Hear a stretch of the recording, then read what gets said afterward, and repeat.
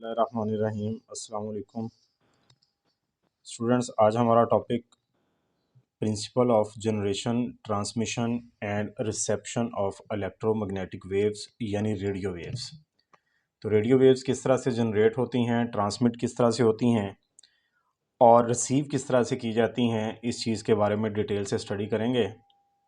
तो सबसे पहले आप लोगों को ये बात याद रखनी पड़ेगी जो कि हम प्रीवियस लेक्चर में डिस्कस कर चुके हैं कि इलेक्ट्रोमैग्नेटिक वेव्स को जनरेट करने के लिए मैक्सवेल इक्वेशंस इस्तेमाल होती हैं और उनके अकॉर्डिंग अगर मैग्नेटिक फील्ड जो है वो चेंज हो, चेंजिंग मैग्नेटिक फील्ड जिसको मैं खाली बी लिख रहा हूँ, ये प्रोड्यूस करती है इलेक्ट्रिक फील्ड, और चेंजिंग इलेक्ट्रिक फील्ड जिसको मैं ई लिख रहा हूँ, ये प्रोड्यूस करती है मैग्नेटिक फील्ड। यानी हर फील्ड दूसरी फील्ड को जनरेट करती है।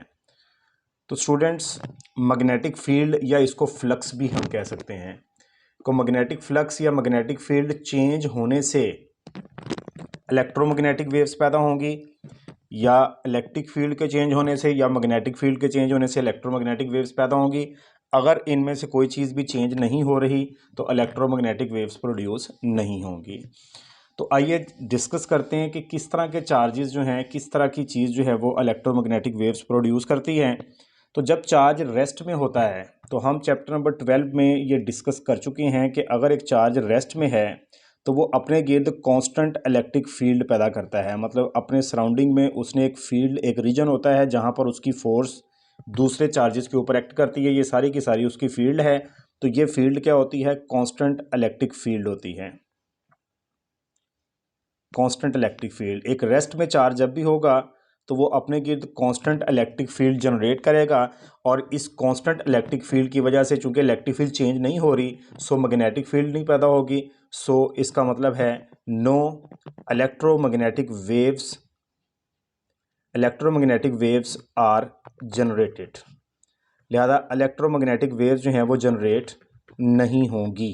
तो लिहाजा एक बात क्लियर हो गई कि जब भी चार्ज रेस्ट में होगा तो अपने गिर्द कांस्टेंट इलेक्ट्रिक फील्ड प्रोड्यूस करेगा, या उसकी इलेक्ट्रिक फ्लक्स कांस्टेंट होगी। इलेक्ट्रिक फ्लक्स क्या था? Number of electric field lines passing through an area element.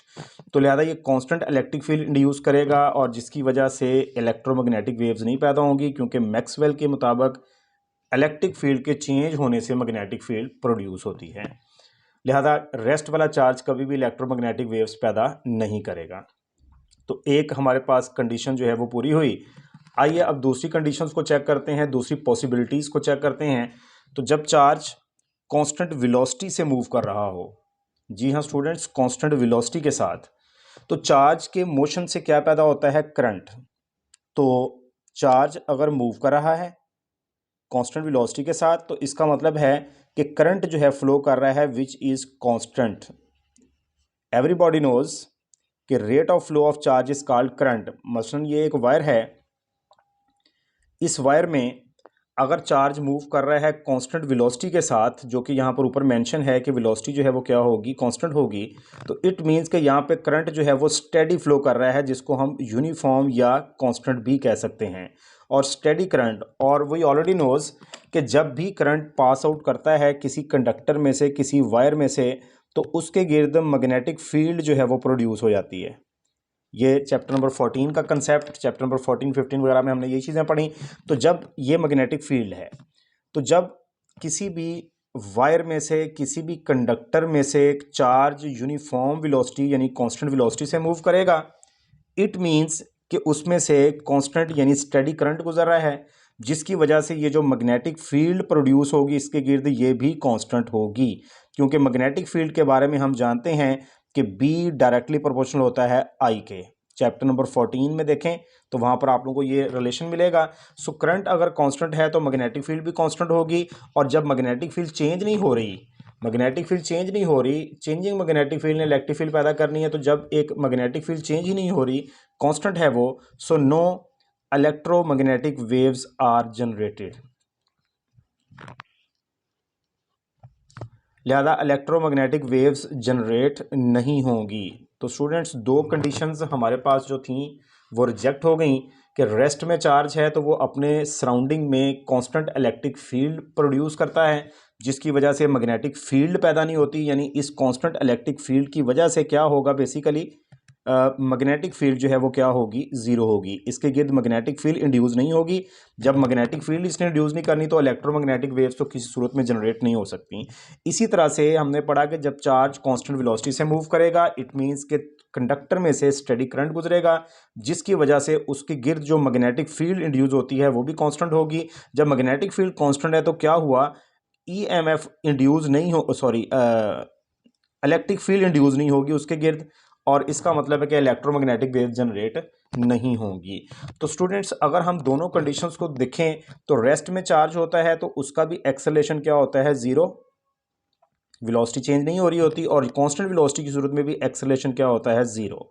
तो इट मीन्स कि हमें इलेक्ट्रोमैग्नेटिक वेव्स को जनरेट करने के लिए चार्ज को एक्सेलरेट करवाना ज़रूरी है, यानी वेरिएबल वेलोसिटी के साथ उसका मूव करना ज़रूरी है। सो ऑसिलेटिंग चार्ज या एक्सेलरेटिंग चार्ज जो है ये क्या इंड्यूस करता है, इलेक्ट्रोमैग्नेटिक वेव्स। और कोई ऑप्शन रह नहीं गई, तो इलेक्ट्रोमैग्नेटिक वेव्स कौन जनरेट करेगा, एक ऐसा चार्ज जो कि एक्सेलरेट हो रहा हो या फिर ऑसिलेट कर रहा हो। जी हाँ स्टूडेंट, ऑसिलेशन यानी वाइब्रेशन में आप लोगों ने पढ़ा, एक इसकी स्पेशल फॉर्म थी सिंपल हार्मोनिक मोशन, और उसमें आप लोगों ने ये स्टडी किया पार्ट 1 में कि ए डायरेक्टली प्रोपोर्शनल होता है -x के। और जब कोई चीज़ सिंपल हार्मोनिक मोशन परफॉर्म करती है तो डिस्प्लेसमेंट जो है वो कॉन्स्टेंटली चेंज होता है। मीन पोजीशन पर ये ज़ीरो होता है x जो है, और एक्सट्रीम पोजीशन पर ये क्या होता है, x नॉट होता है।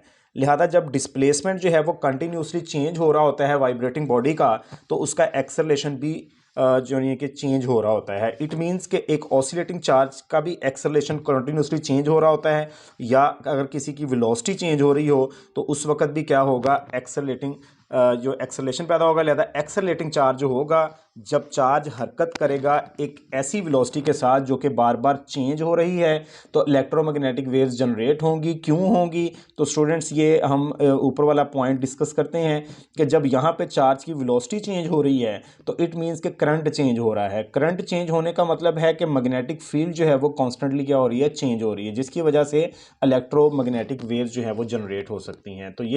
तो आइए अब इसकी एग्जाम्पल के साथ जो है वो हम एक्सप्लेनेशन करते हैं। जी तो स्टूडेंट्स, एक रेडियो ट्रांसमिटिंग एंटीना ये बेस्ट एग्जांपल है इलेक्ट्रोमैग्नेटिक वेव्स को जनरेट करने की। तो इलेक्ट्रोमैग्नेटिक वेव्स जनरेट करने के लिए हम क्या करते हैं, हम एक एसी सोर्स लेते हैं, ये अल्टरनेटिंग वोल्टेज है, जिसकी फ्रीक्वेंसी जो है वो फ़र्ज़ कर लेते हैं एफ़ है। एफ़ फ्रीक्वेंसी के साथ इसकी ये वेरी कर रहा है, अल्टरनेट हो रहा है। अल्टरनेटिंग वोल्टेज का मीनिंग्स क्या है कि यहाँ पर अगर पॉजिटिव है कुछ टाइम में और नीचे नेगेटिव है, तो after half time period it becomes negative and it becomes positive, यानी पोलैरिटी बार बार क्या होती जाएगी, चेंज होती जाएगी, जिसकी वजह से सर्किट में करंट की डायरेक्शन जो है कंटिन्यूसली रिवर्स होती जाएगी।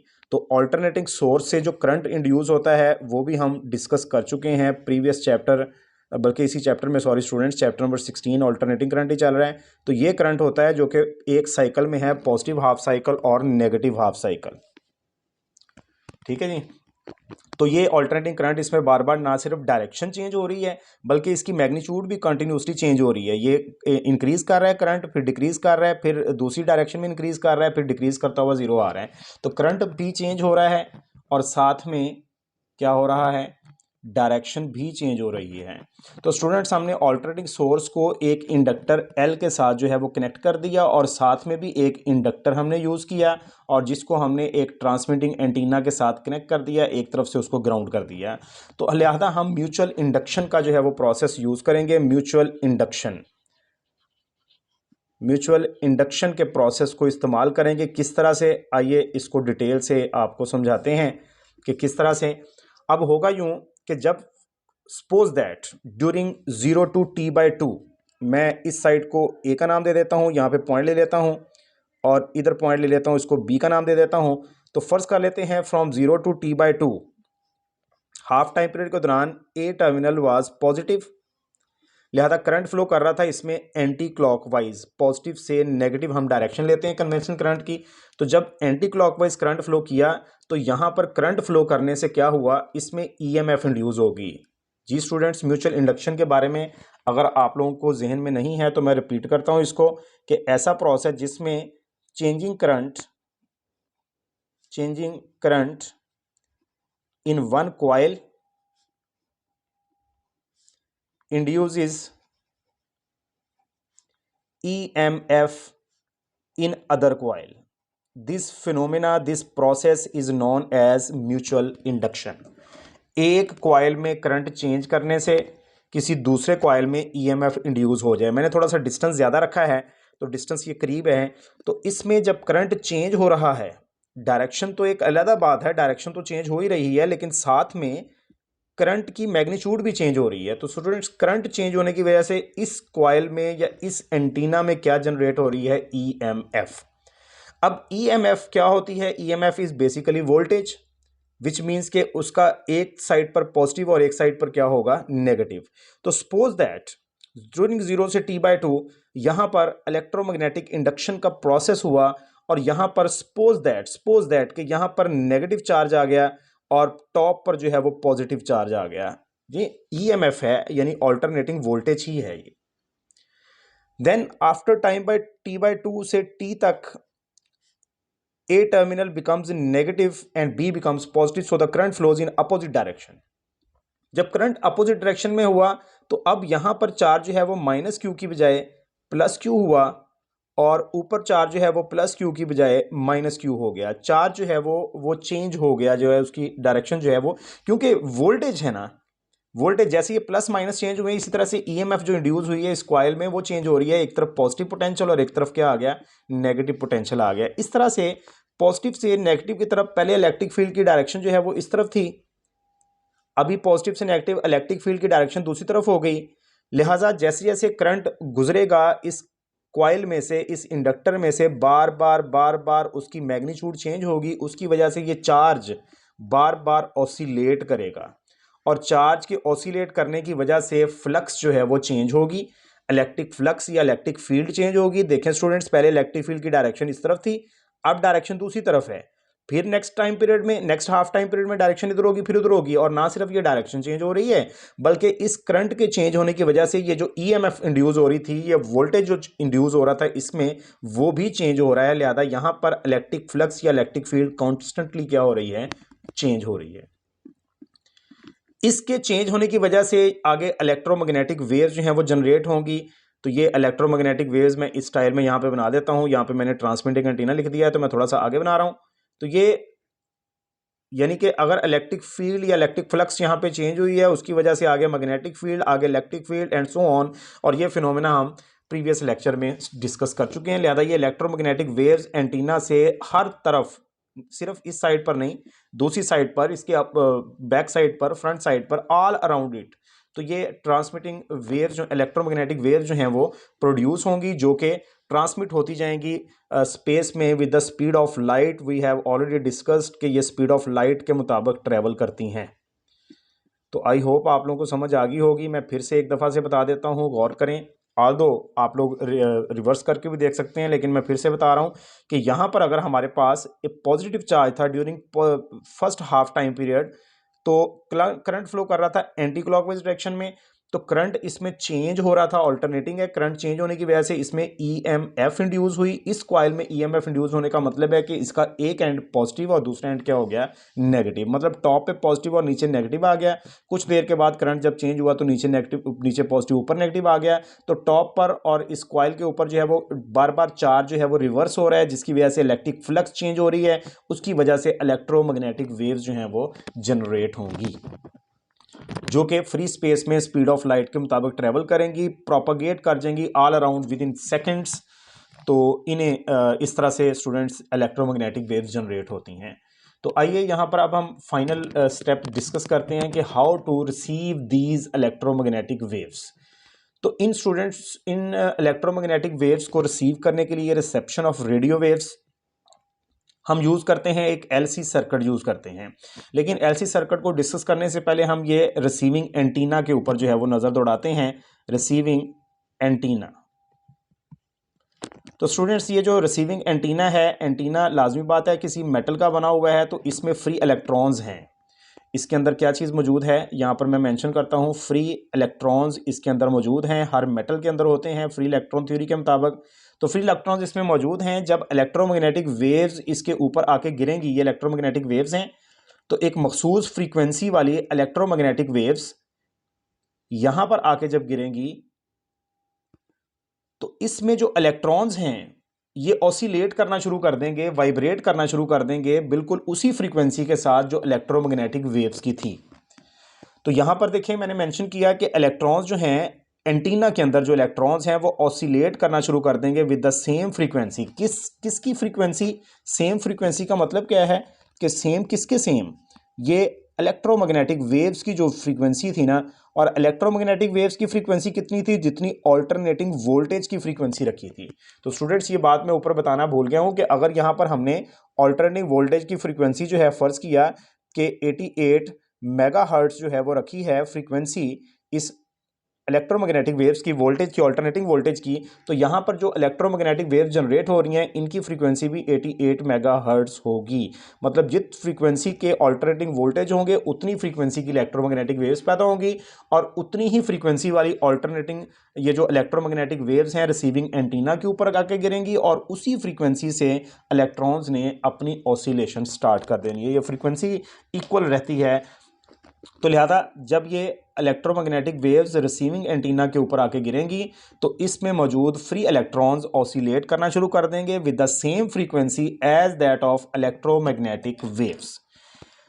तो इनके इस तरह से ऑसिलेट करने की वजह से यहां पर ऑल्टरनेटिंग वोल्टेज पैदा होगा, क्योंकि कभी नेगेटिव नीचे आएगा तो कभी नेगेटिव ऊपर जाएगा। अगर नेगेटिव चार्ज यानी इलेक्ट्रॉन नीचे आए तो पॉजिटिव ऊपर चला गया, अगर नेगेटिव ऊपर गया तो पॉजिटिव नीचे आ गया। तो इस तरह से ऑल्टरनेटिंग वोल्टेज पैदा होंगे, यानी इनके ऑसिलेट करने से क्या पैदा हुआ? Alternating voltage. बिल्कुल जैसे यहां पर ऑल्टरनेटिंग वोल्टेज की वजह से यहां पर क्या हुआ था, चार्ज बार बार रिवर्स हो रहा था, ऑसिलेट कर रहा था। बिल्कुल इसी तरह से जब यहां पर इलेक्ट्रोमैग्नेटिक वेव्स आके गिरेंगी तो इलेक्ट्रॉन्स ऑसिलेट करना शुरू कर देंगे, जिसकी वजह से क्या इंड्यूस होगा? Alternating voltage.